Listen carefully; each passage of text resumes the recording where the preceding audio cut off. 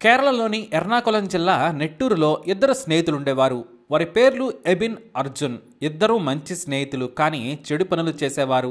అర్జున్ తన ప్రియురాలితో క్లోజ్గా ఉన్నాడని ఓ వ్యక్తిని విపరీతంగా కొట్టడంతో అతనిపై పోలీసులు కేసు పెట్టారు.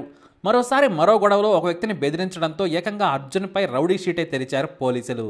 అతనికి దాదాగిరి దందాలు నడిపేంత శక్తి లేకున్నా దూకుడెక్కువ.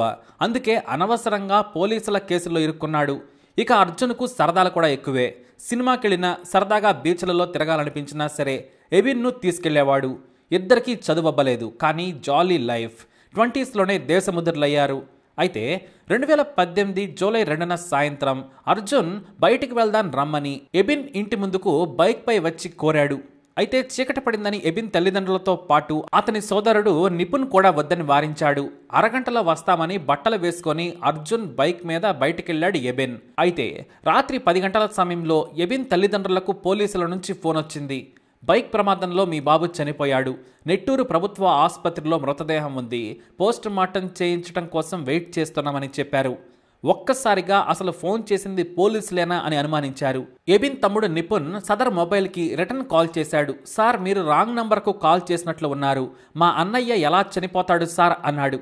ఫోన్లో సదరు పోలీస్ అధికారి ఎబిన్ కుటుంబ సభ్యులు షాక్లో ఉన్నారని అర్థం చేసుకున్నారు. నీ వయసు ఎంత అని అడిగాడు ఆ అధికారి. 19 ఏళ్లని చెప్పాడు నిపుణ్. మీ వాళ్లకు ఏమీ చెప్పకుండా నెట్టూరు గవర్నమెంట్ హాస్పిటల్కి రమ్మని చెప్పాడు పోలీస్. సరేనని వెంటనే తన స్నేహితులతో కలిసి వెళ్ళాడు. అక్కడ నిజంగానే ఎబిన్ చనిపోయి ఉన్నాడు. కొన ప్రాణంతో అర్జున్ ఉన్నాడని అతని తల్లిదండ్రులు రోధిస్తూ ఉన్నారు.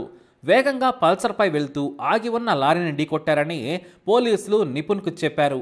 దీంతో కన్నీరు మున్నీరయ్యాడు నిపుణ్. చిన్నప్పటి నుంచి కొట్లాటలు, సరదాలు, సంతోషాలు పంచుకున్న అన్నయ్య ఇక లేడని తెలిసి నిపుణ్ రోధించాడు. తానొక్కడనే మిగిలాలని బోరున విలపించాడు. అతని స్నేహితులు ఓదార్చి ఇంటికి తీసుకెళ్లి తల్లిదండ్రులకు విషయం చెప్పి ధైర్యం చెప్పారు.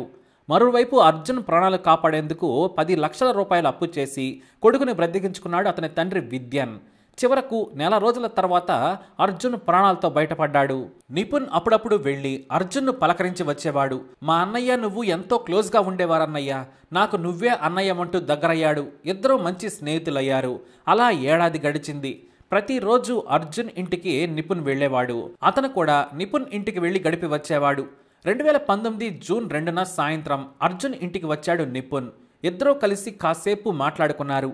ఇంతలో నిపుణ్కు అతని ఫ్రెండ్స్ నుంచి కాల్ వచ్చింది. నేను వెళ్తానన్నయ్య, ఇవాళ్టికి ఎబిన్ చనిపోయి ఏడాదవుతుంది.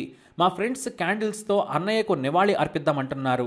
నేను వెళ్తున్నాను, నువ్వు వస్తావా అన్నాడు. నీకంటే వాడు నాకు చాలా క్లోజ్. ఎబిన్ చనిపోయి అప్పుడే ఏడాదవుతుందా? పదా, నేను వస్తానన్నాడు. ఇప్పుడే వస్తాను మమ్మీ అని చెప్పి నిపుణ్తో కలిసి బైక్ పై అర్జున్ వెళ్ళాడు. సేమ్ టు సేమ్ ఆ రోజు అర్జున్ బైక్ ఎక్కి ఎబిన్ వెళ్ళినట్టుగానే నెట్టూరు రైల్వే స్టేషన్ దగ్గర ఓపెన్ గ్రౌండ్ ఉంది. అక్కడే అర్జున్, ఎబిన్ క్రికెట్ ఆడేవారు. ఆ ప్లేస్కి తీసుకెళ్లాడు నిపుణ్. ఇద్దరూ వెళ్లేసరికి అక్కడ నిపుణ్ స్నేహితులున్నారు. ఏంటి క్యాండిల్స్ అన్నారు, కామ్గా ఉన్నారని అర్జున్ అడిగాడు. తన ఫ్రెండ్ చేతిలోని బ్యాట్ తీసుకున్నాడు నిపుణ్. నువ్వు మా అన్నయ్య ఇంట్లో హాయిగా టీవీ చూస్తుంటే బయటకు తీసుకెళ్లావు. పాత పగలతో వాడిని చంపావు. నీ గర్ల్ ఫ్రెండ్ మా అన్నయ్యతో మాట్లాడుతుందని ప్రమాదం చేసి నువ్వు బయటపడ్డావు. తెలివిగా ఎబిన్ను చంపావు.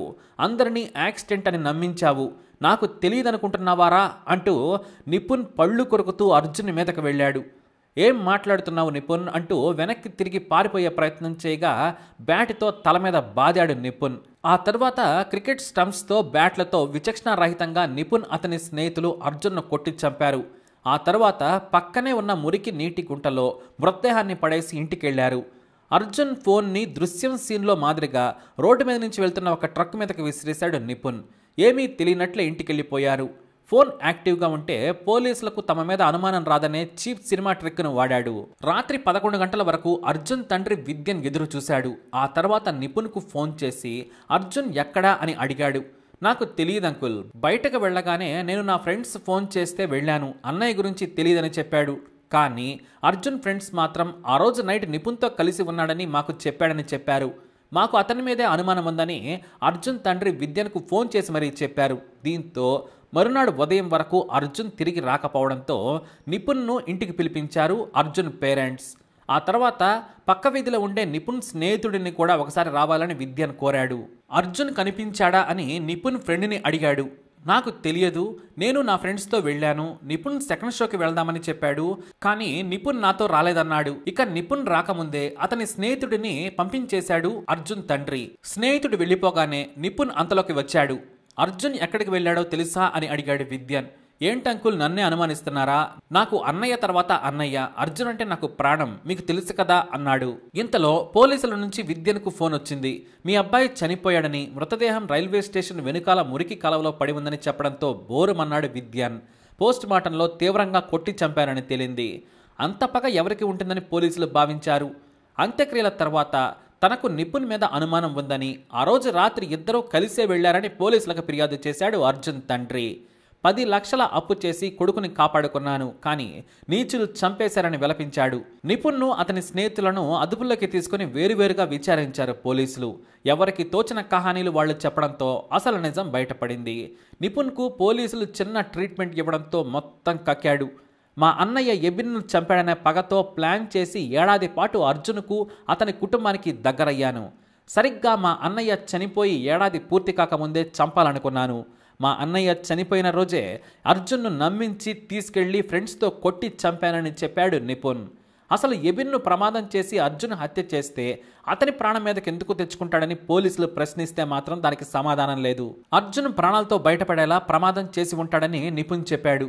అప్పుడు నిపుణ్కు పోలీసులు క్లాస్ తీసుకున్నారు. ముందు కూర్చుని డ్రైవ్ చేసింది అర్జున్. అతనే వెళ్లి వేగంగా ప్రమాదం చేస్తే ముందు అతను చనిపోతాడు. అర్జున్కు లారీ గట్టిగా తాకితే మీ అన్నయ్య కింద పడ్డాక చనిపోయాడని చెప్పారు పోలీసులు. అది యాదృచ్ఛికంగా జరిగిన ప్రమాదమని చెప్పినా నిపుణ్ నమ్మలేదు. నువ్వు అర్జున్ను చంపావు, కానీ అసలు శిక్ష మీ తల్లిదండ్రులకు వేశావు తెలుసా? అర్జున్కు ఇంకో సోదరుడున్నాడు. మరి మీ అమ్మా నాన్నకు ఇప్పుడు ఎవరున్నారు? ఈ వయసులో వారిని ఎవరు చూసుకుంటారు? నువ్వు తప్పు చేశావని నిపుణ్కు గడ్డి పెట్టారు. ఇక హత్య చేసిన నిందితుల్లో 17 ఏళ్ల కుర్రాడు ఉండడం చూసి పోలీసులు వాపోయారు. ఇంటర్ చదివే కుర్రాడిని స్నేహం పేరుతో హంతకుడిని చేశావు, వాడి భవిష్యత్తు ఏంటని నిపుణ్పై ఆగ్రహం వ్యక్తం చేశారు పోలీసులు.